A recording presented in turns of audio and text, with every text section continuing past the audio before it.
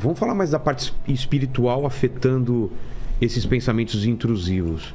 A gente pode dizer que todas as vezes, algumas vezes ou a maioria das vezes é uma influência externa ou é uma influência da nossa cabeça, uma falta de alguma coisa? Não, eu acredito Pode que sempre acontecer. tem externa. Externa Espiritual. é um demônio ou alguma coisa te soprando alguma coisa? Até para pensamentos que parecem que são seus, porque às vezes você pensa em coisas que parece que não foi o que você pensou.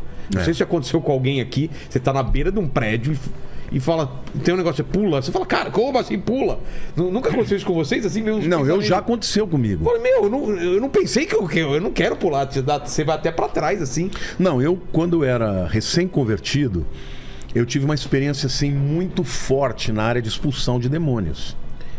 Se eu chegasse num lugar, tivesse alguém endemoniado, um lugar que ninguém... Por exemplo, eu tinha uma namorada em Ibitinga. Ibitinga é a cidade dos bordados e tal.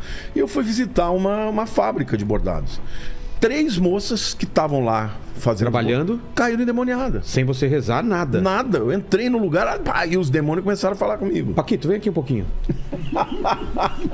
Rapidão. Vou testar uma parada aí. Fica um tempinho, fica só um pouquinho. Não, Tranquilo. já passou isso. Já passou, então valeu, obrigado. Tá. Que susto, cara. Eu queria, é bom saber. Você arriscou agora, né? Eu arrisquei ele, né? A gente tem que parar aqui para ir levar ele pro hospital aqui, né? Então foi uma manifestação assim do poder de Deus, porque Mas por que manifesta? Isso que eu não entendo. era o que Deus estava querendo me ensinar ali.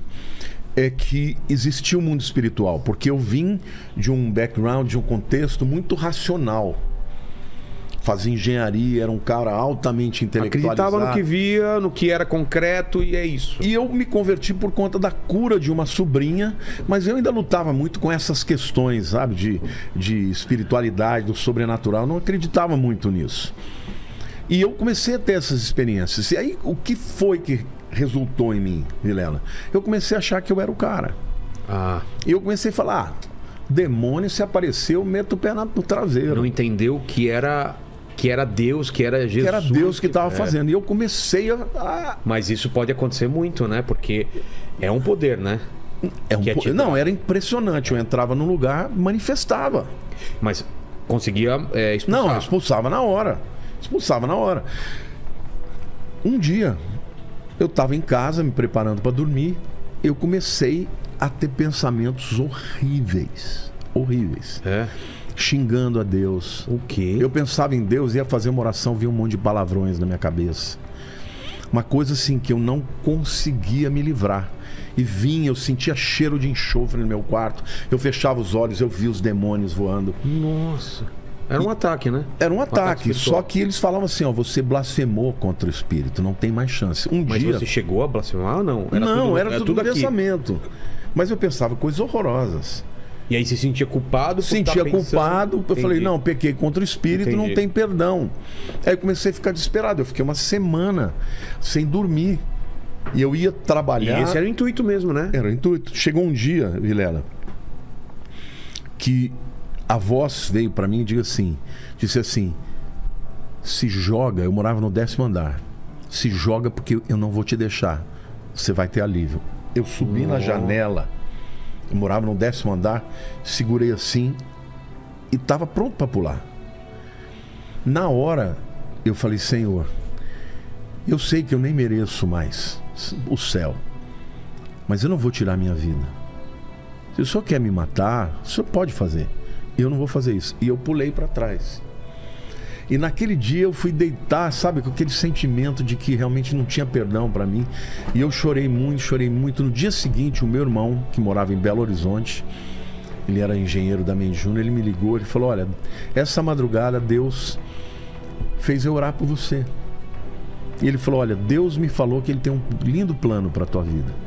Mas você tem que tomar muito cuidado, porque o poder não está em você. O poder está em Deus. Se você for enfrentar os demônios na força do teu braço, você vai ser derrotado. Quando ele foi falando aquilo, eu fui chorando, fui lavando a minha alma. Vilela, nunca mais eu tive aqueles pensamentos.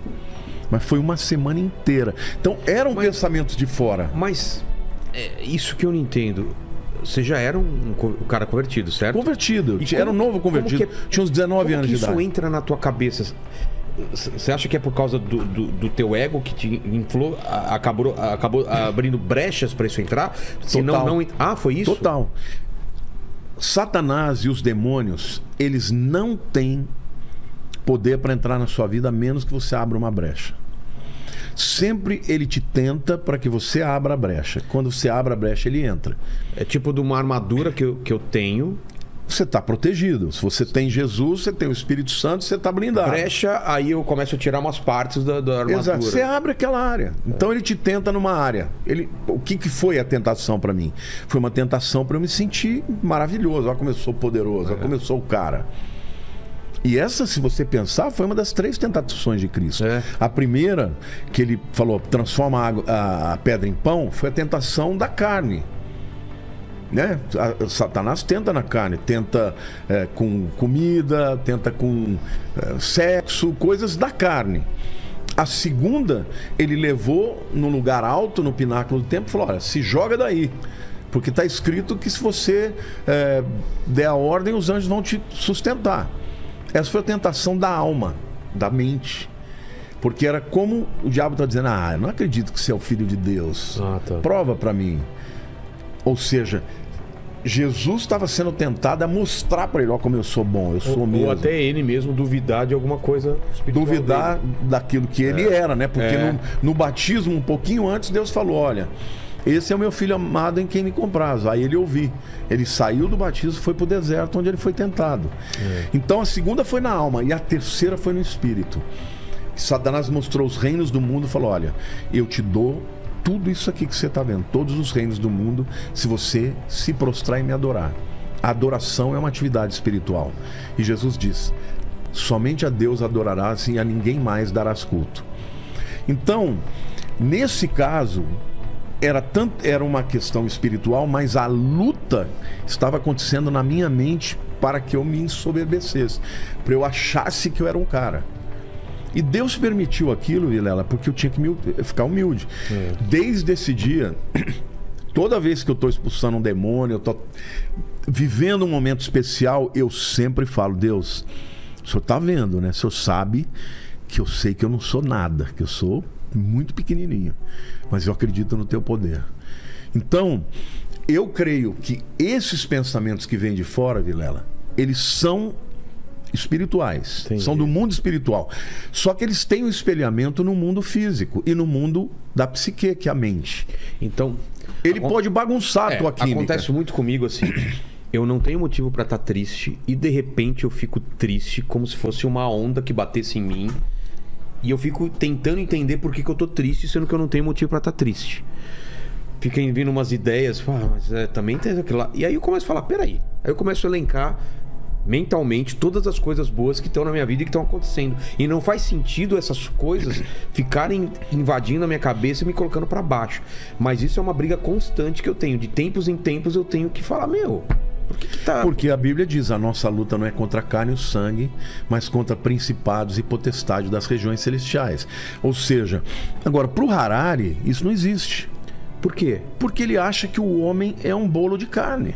Ele é simplesmente um resultado da evolução. Tá. Entendeu? E que ele tem neurônios, que ele tem uma série de vamos dizer, capacitações, mas ele é meramente um ser físico. Eu li outro também chamado Gênio Egoísta, não sei se chegou a ler também. Não, dele ou não? Não. Vê pra mim qual que é o autor, por favor.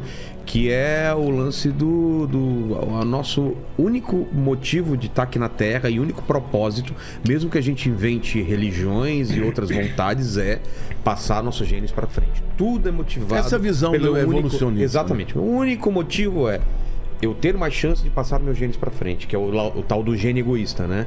Que a gente é egoísta nesse ponto. Achou? É Richard Dawkins. Richard Dawkins é o papa, né? É o cara que mais defende o ateísmo. Exato. Ele, inclusive, é o cara que defende, né? Que cristianismo é um... Ele escreveu também, né?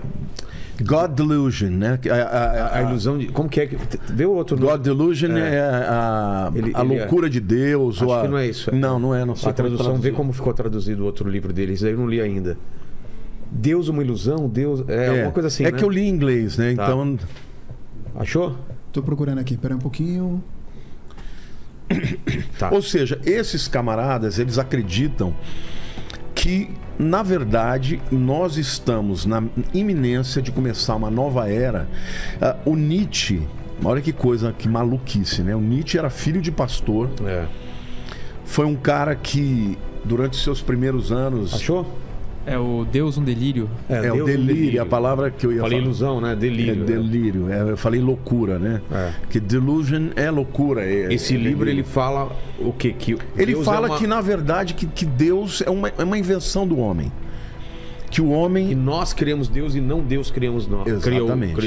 O Nietzsche, ele falou uma outra coisa. O Nietzsche, ele falou que, na verdade, Deus está morto e quem matou fomos nós.